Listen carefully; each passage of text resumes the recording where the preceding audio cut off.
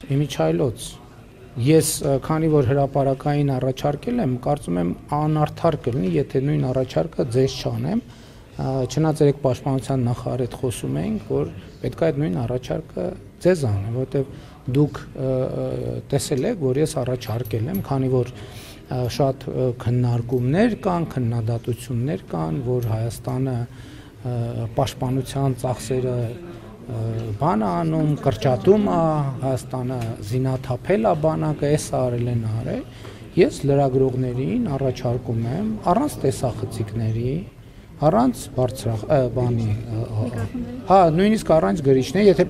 պայմանավորվում ենք, որ ինֆորմացիան կոնֆիդենցիալ է, առանց հեռախոսների եւ եթե որևէ մեկը ստանձնի ցուցակ ձևավորի են լրագրողների, ովքեր պատրաստ են նաեւ հետագայում որևէ կոնֆիդենցիալության կանոնները պահել, ես ձեզ պատրաստ եմ տանել եւ մոտիկից ծանոթացնել եւ շների հետ, եւ կատուների հետ, եւ մնացած բոլոր հնարավոր միջոցների հետ, եւ դուք այդ հարցի պատասխանը անձամբ կտեսնեք, այդ բոլոր քննադատությունները հիմք ունեն, թե հիմք չունեն։ Ես իմիջայլոց երբ որ նախկին 3 ղեկավարներին գրավոր այդ առաջարկը արել էի, վերջում մի նախադասություն էի գրել, այդ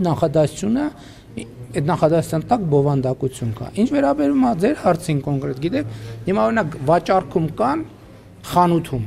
երևի, բայց վաճառքում կան նայում ես Կալաշնիկովի ավտոմատ է։ Բայց ինքը որսորդական զենք է, այսինքն ինքը ակոսափող զենք չի, որսորդական զենք է ազատ վաճառքում գտնվող։ Երբ որ հիմա մենք դա դնենք, նույն տրամաբանությամբ, եթե ես դնեի Կալաշնիկովի ավտոմատի նկար, որ մենք ձեռք ենք բերել, ինչ-որ մեկը կարող էր որսորդական խանութում ազատ վաճառքի մեջ, ընդ որում քանի տոկոս էր զեղչը, զեղչով այդ նկարը դնել, ասել դե տեսեք այդ։